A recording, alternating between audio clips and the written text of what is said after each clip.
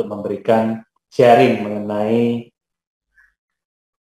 bagaimana kita Bank Mandiri melakukan apa yang kita sebut akselerasi pengembangan kapabilitas, karena saat ini kita merasa bahwa pengembangan kapabilitas saja tidak cukup, ya, karena begitu cepatnya perubahan yang terjadi, khususnya di era saat ini, maka kita butuh beberapa akselerasi yang memang dibutuhkan. Gitu ya.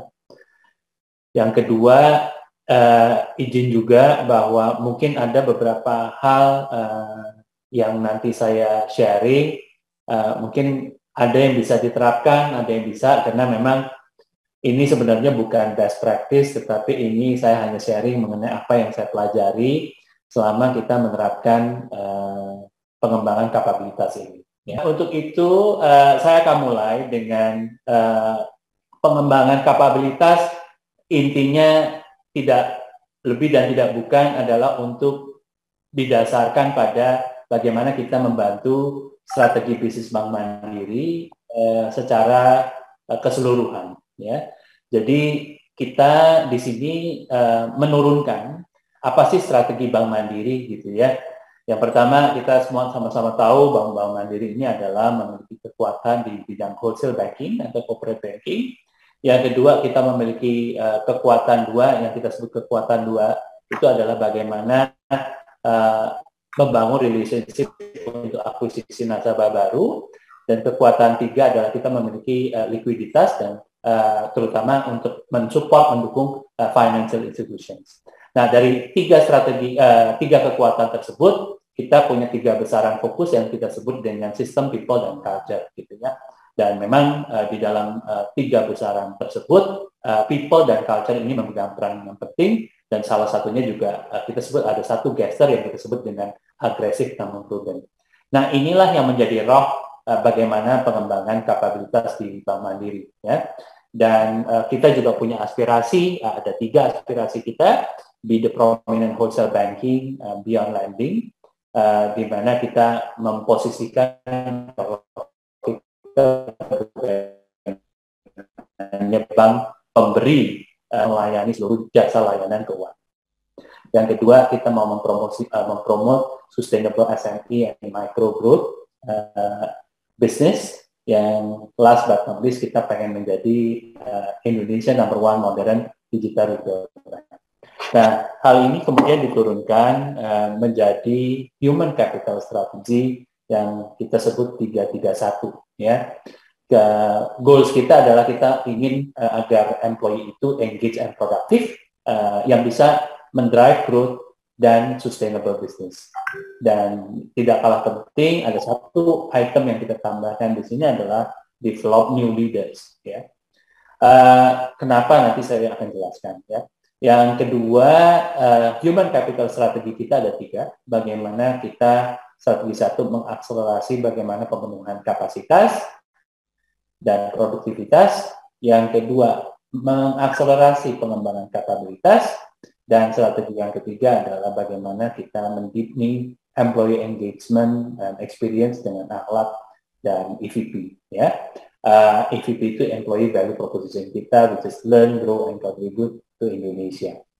Dan kita punya mandat sebagai HC, ada tiga mandat kita yang untuk Mandiri, bahwa yang pertama adalah kita support enable core plan.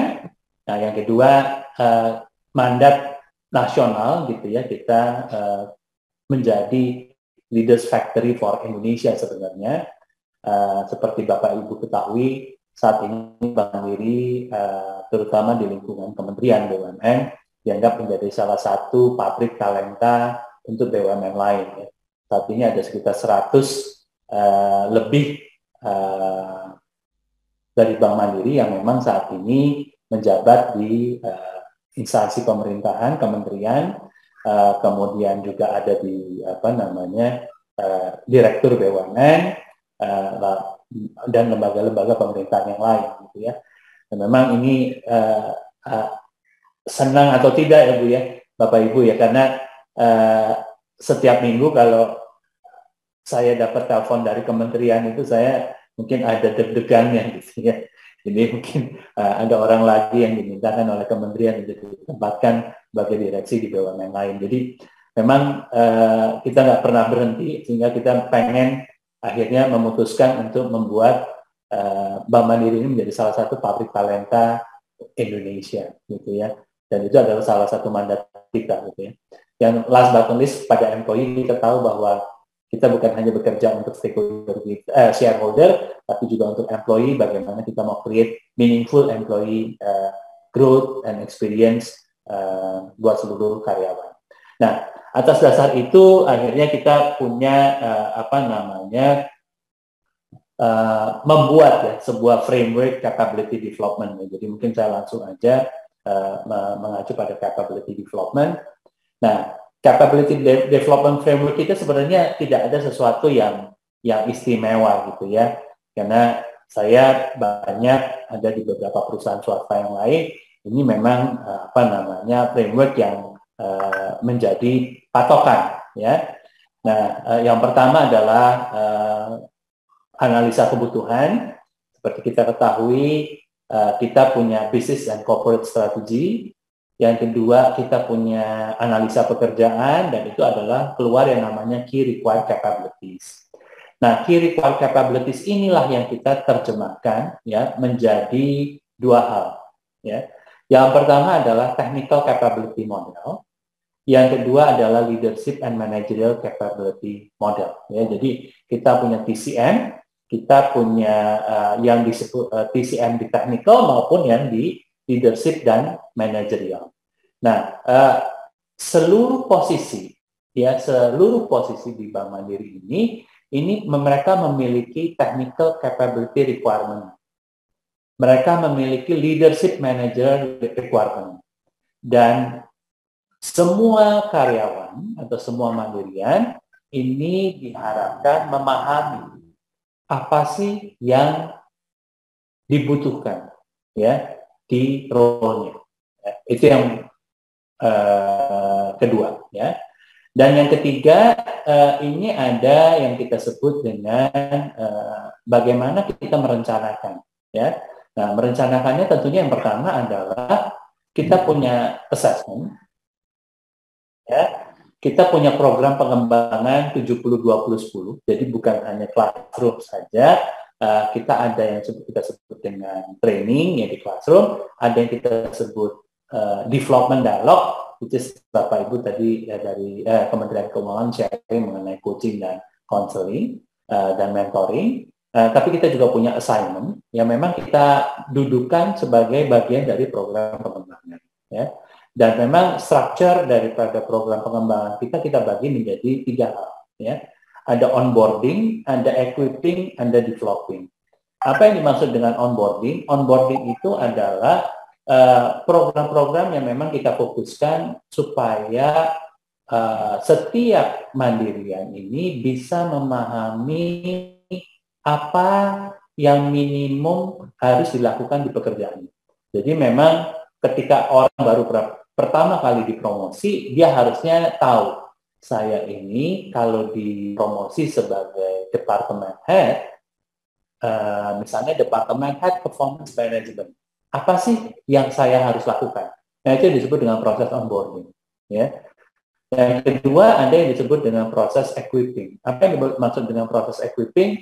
Ini adalah di mana mandirian atau karyawan Bank Mandiri ini mereka dituntut untuk tahu ya apa gap-nya supaya mereka bisa memaksimalkan kinerjanya. Ya. Nah, ini equipping inilah hasil daripada development dialog tentunya. Ya, hasil daripada diskusi, hasil daripada assessment. Ya. Dan yang terakhir adalah development, di mana di development ini teman-teman Bank Mandiri disiapkan untuk next role-nya itu seperti apa. Tadi kan kalau di Kementerian Keuangan setelah manajemen kinerja ada talent development gitu ya. Nah, ini kurang lebih mirip dengan yang tadi disampaikan oleh Bu Esti dari Kementerian Keuangan ya. Nah, lalu implementasinya seperti apa? Ya. Nah, implementasinya adalah bahwa setiap individu ini memiliki apa yang disebut dengan individual development plan, dan setiap grup atau direktorat kita punya yang kita sebut juga dengan thematic development plan. Ya, thematic development plan ini memang terkait misalnya dengan bisnis strategi. Misalnya, ya, saat ini Bank Mandiri lagi pengen fokus ke industri dan industri yang mengalami apa namanya membangun industri ekosistem pelabuhan.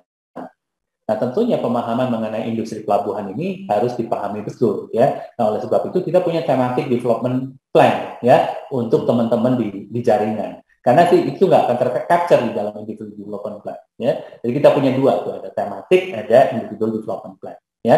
Nah, hasil ini akan kita review baik itu secara individu maupun secara grup maupun secara direktorat maupun secara pegawai dalam konteks talent review dan employee review. Jadi ini adalah sebuah cycle yang nanti akan berputar terus. Gitu. Oke, ya. Jadi kalau bisa dilihat di sini, ya, ini adalah contoh ya model daripada technical capability kita.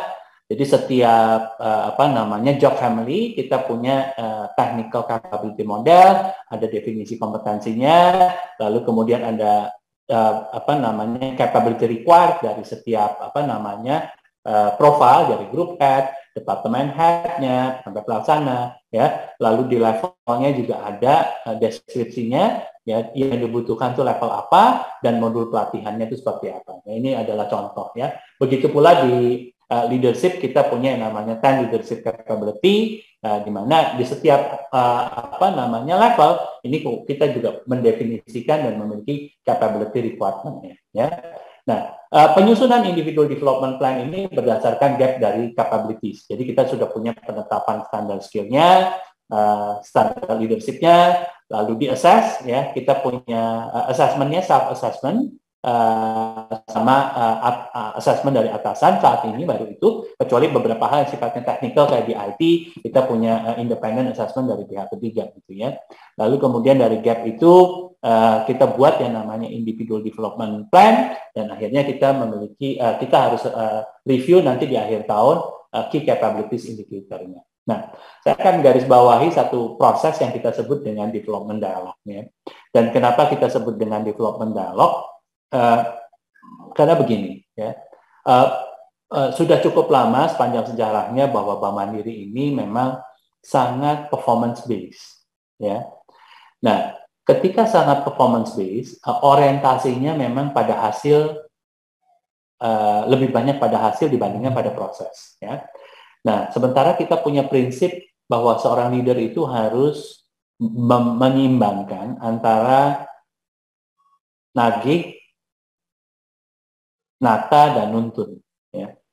Nah, dulu ini memang fokusnya banyak nagihnya. Jadi, coaching itu didefinisikan itu kalau tagihannya kurang. Gitu. Ya, jadi, bawahan itu langsung di coaching. Ya. Tanpa akhirnya lebih banyak satu arahnya, dan tanpa fokus pada pengembangannya, tapi lebih fokus pada orientasi pada hasil. Gitu ya. Sehingga akhirnya kita memutuskan untuk menambahkan satu term yang kita sebut dengan development dialogue. Kenapa development dialogue? Yang pertama, fokusnya memang pada pengembangan. Fokusnya bukan pada kinerja, gitu ya. Dan yang kedua adalah dialog, dan ini adalah dua arah, ya. Dan kita muncul dengan lima step, ya. Yang pertama, kita mengapresiasi pencapaian, menyampaikan ekspektasi, lalu kita mendiskusikan gap dan kapabilitas, susun rencana pengembangan, beri motivasi dan dukungan. Nah, step-step inilah yang kita instill kepada para atasan supaya mereka memiliki kemampuan untuk melakukan development dialog ini.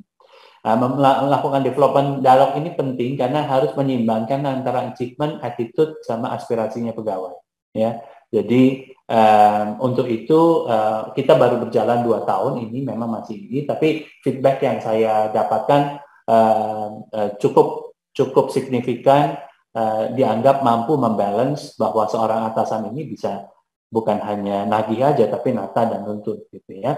Kenapa hal ini dilakukan? Karena kita tahu bahwa sebenarnya tugas dan tanggung jawab pengembangan itu bukan di tim SDM atau di tim human capital, tapi tugas pengembangan ini adalah benar-benar yang memang paling krusial role-nya itu adalah dalam tim leader.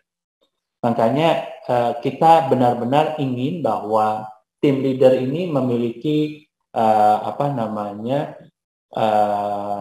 kemampuan atau kapabilitas di dalam mengembangkan orang. Jadi kuncinya memang di atasan, ya.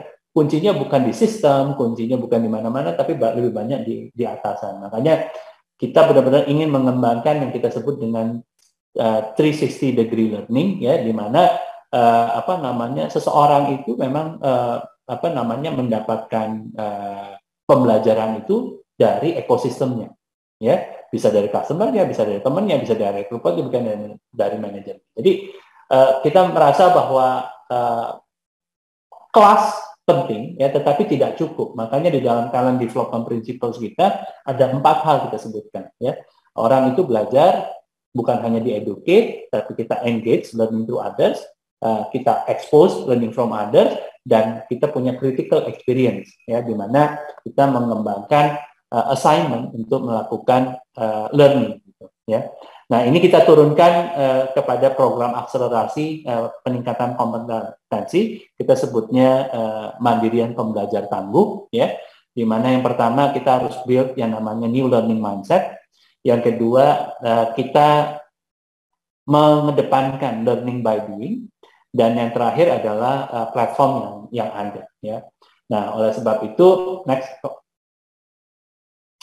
Nah, yang pertama adalah learning mindset, ya, yang harus dikembangkan. Ini yang pertama adalah bahwa setiap orang ini harus punya 3 hal, bukan hanya sekedar belajar, tapi mau dan mampu belajar dengan cepat. Yang kedua, mau dan mampu belajar terus-menerus. Yang ketiga, mampu memberikan hasil dari pembelajaran yang dilakukan. Nah, ini mindset ini yang harus dikembangkan. Jadi bukan hanya sekedar belajar, tapi belajar dengan cepat, belajar continuous, dan belajar yang berdampak. Nah, mindset inilah yang kita ingin benar-benar disarankan, gitu, ya. Nah, oleh sebab itu ada 4 hal yang kita sampaikan, ya. Yang pertama adalah bahwa mereka stay humble, ya, bahwa Bank Mandiri ini, ya, biasa Bapak Ibu, ya, kalau kita ini jadi nomor 1, ini memang agak sulit untuk mendengarkan atau belajar dari misalnya perusahaan yang lebih kecil, misalnya, ya, sehingga more external focus itu kita kembangkan di sini, ya, dimanapun kapanpun kita harus bisa belajar, ya.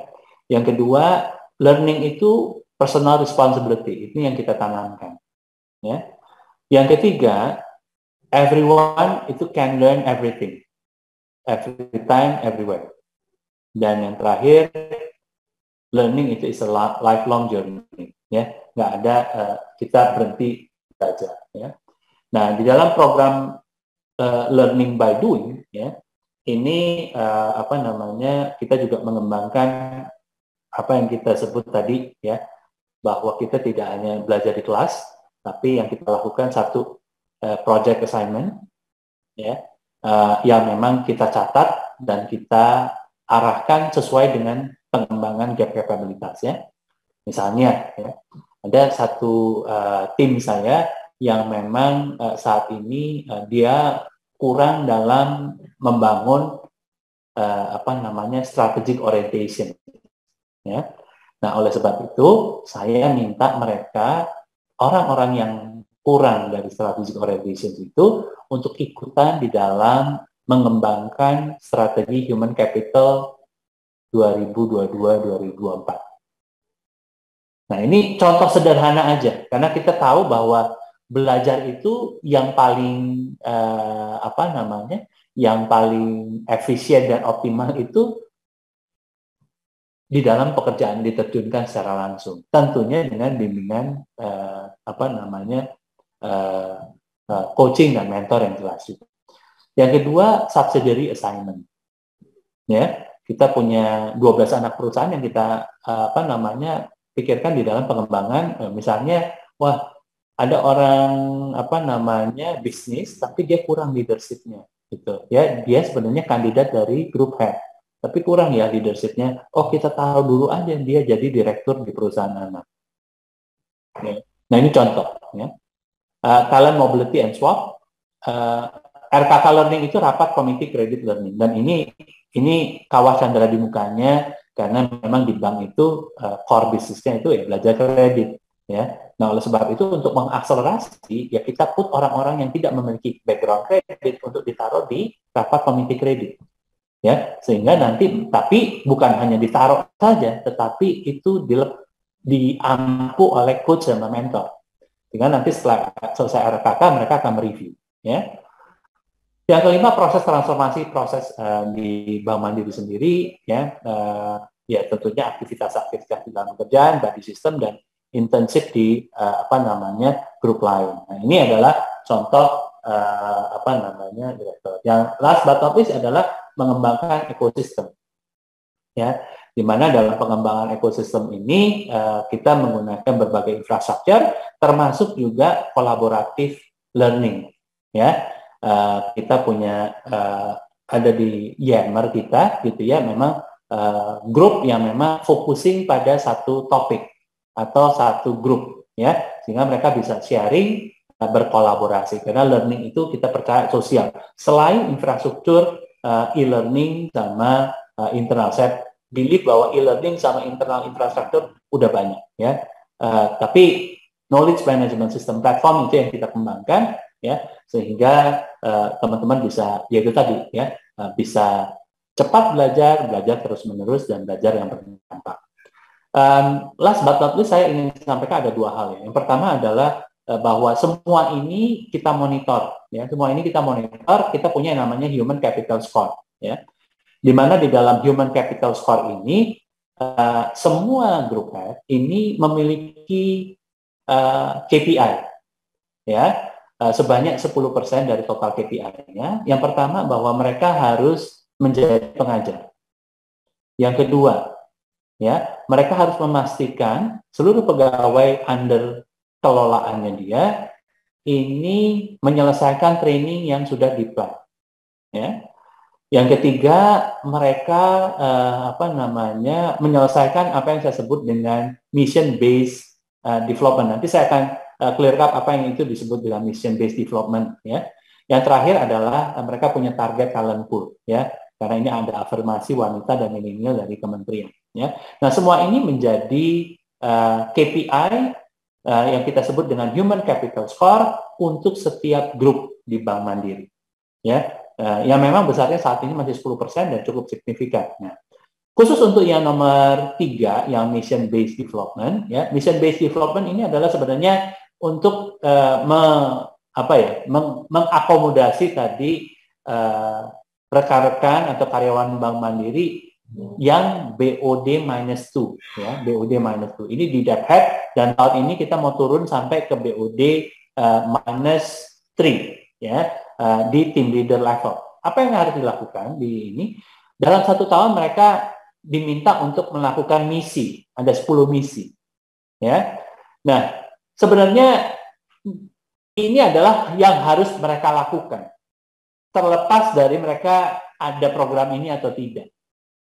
Tetapi kita create ini supaya kita bisa mendapatkan gamification dari mereka. Apa gamification-nya? Tentunya setiap bulan ya kita punya score, siapa yang sudah menyelesaikan, lalu ada badges, ya, ada badges untuk yang memang sudah menyelesaikan score, dan ini kita punya leaderboard-nya yang memang kita publish setiap bulan. Nah, ini menjadi sesuatu yang memang menarik, terutama untuk teman-teman dari milenial, yang mereka bisa istilahnya menyelesaikan misi, tapi juga dengan cara yang lebih fun dan engaging, gitu ya. Nah, mungkin ini aja yang bisa saya share, Pak Ahmad, ya. Moga-moga bisa